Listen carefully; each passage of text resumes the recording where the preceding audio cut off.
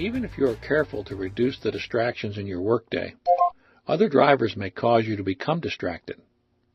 As a professional, you should be a defensive driver at all times. A large part of being a defensive driver is watching out for other drivers.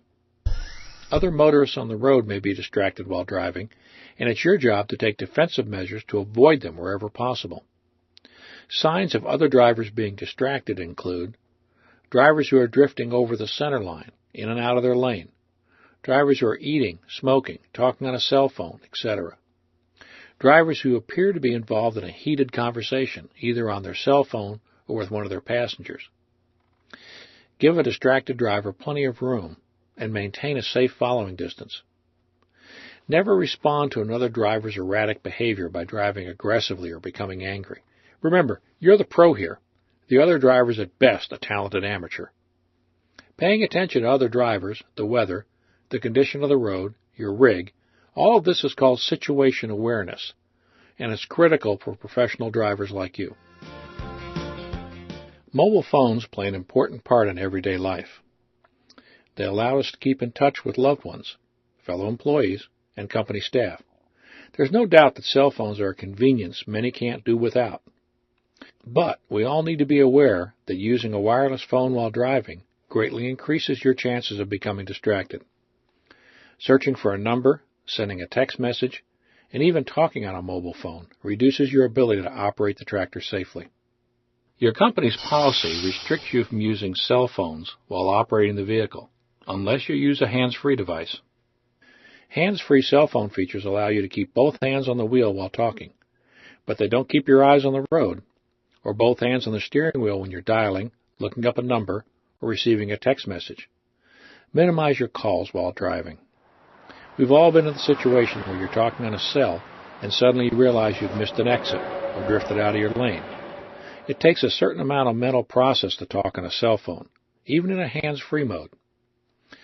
While taking calls, make a quick decision on the type of call it's going to be. Hands-free phones are great for quick, light conversations that allow you to keep your hands on the wheel and your mind on the road. However, complicated business instructions, important family or personal calls, these all distract your attention from the road. When you get these calls, the best strategy is to let the call go to your voicemail. However, when this isn't possible, ask the caller to call back or hold on until you reach a safe spot where you can stop the truck. This allows you to focus on the caller without worrying about your safety and the safety of other drivers. Again, 10 to 15 minutes isn't going to make or break your schedule, not the way a ticket or an accident will. Don't drive when you're emotionally distraught. If there's something going on in your life that's distracting you while you're driving, let your boss or your supervisor know. Compartmentalize mental and emotional distractions in order to give yourself a break while you're driving.